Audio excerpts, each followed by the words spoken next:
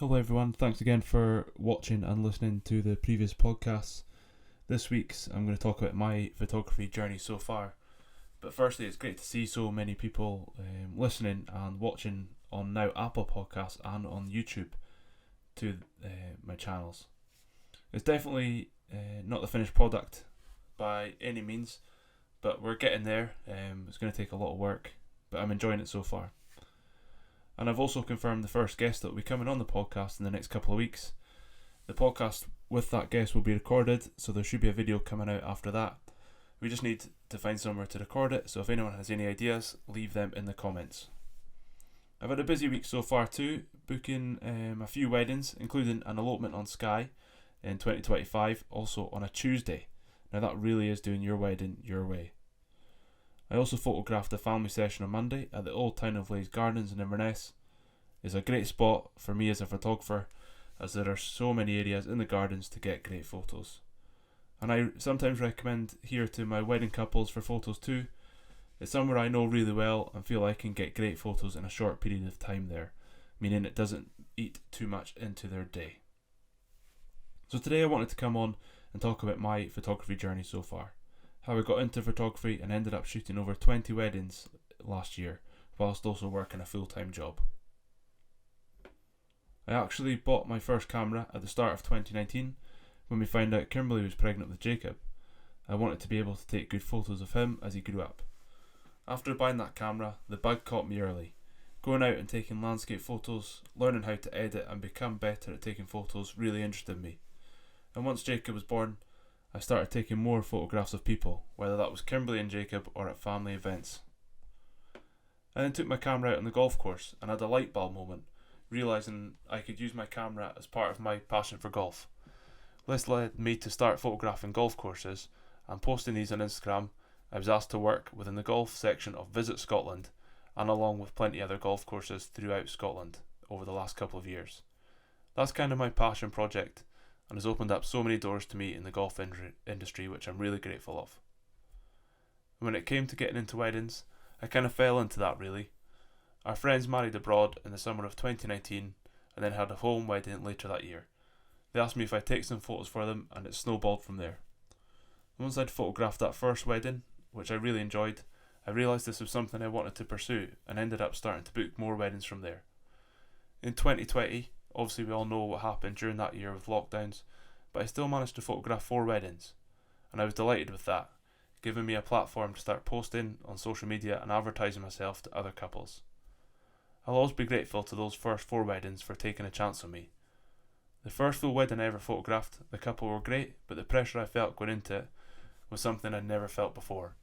There's no getting around it. Wedding photography is a pressure business. At some points on the wedding day, you literally get one shot at getting the photo correct. And I still feel pressure today, but I'd say it's definitely changed more into enjoyment. Once I realised I now had inadvertently started a business that I was passionate about and enjoyed, it was time for me to get to work with it. With photography, there's always learning to be done, and no one is the complete photographer. Everyone can always get better. Maybe that pursuit of taking the perfect photo is what keeps us going, but deep down we all know the perfect photo doesn't exist. And then put that into wedding photography. We have to do that for around 10 hours on a wedding day.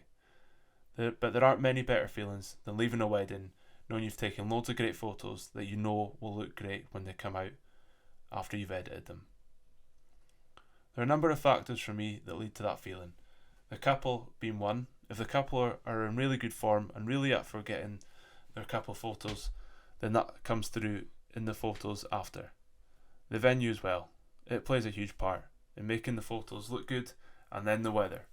That's an obvious one, but as long as we get anything from overcast to more sunny conditions, I should always be able to capture great photos on your wedding day.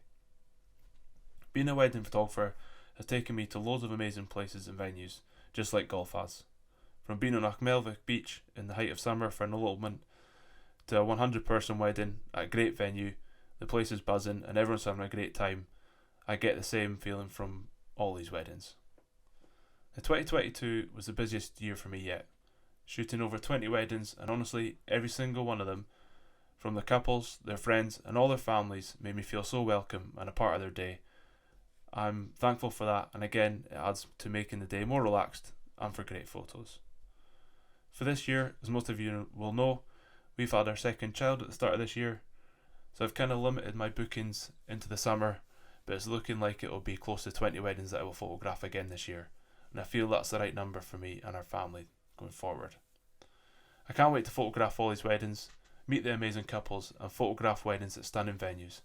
I'll also be at a few new venues for me this year, and that's exciting, and I'm looking forward to photographing there and posting these so people can see them. I'm taking loads of bookings for 2024, and since starting this YouTube channel and trying to post a bit more regularly on social media, the inquiries coming in lately have been more than I expected, which makes me really happy and hopefully means I'm doing something right with all this.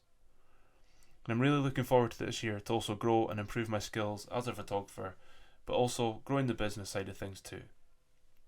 If you're listening to this and are one of my couples for this year, let's do this. It's going to be an amazing year, and I can't wait for your wedding.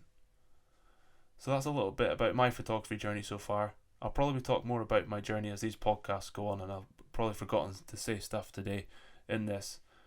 But please remember to like and subscribe to the YouTube and the podcast channel, and also my Facebook is Ross Cooper Photos and my Instagram is Ross Cooper Wedding Photographer. Thank you and see you soon.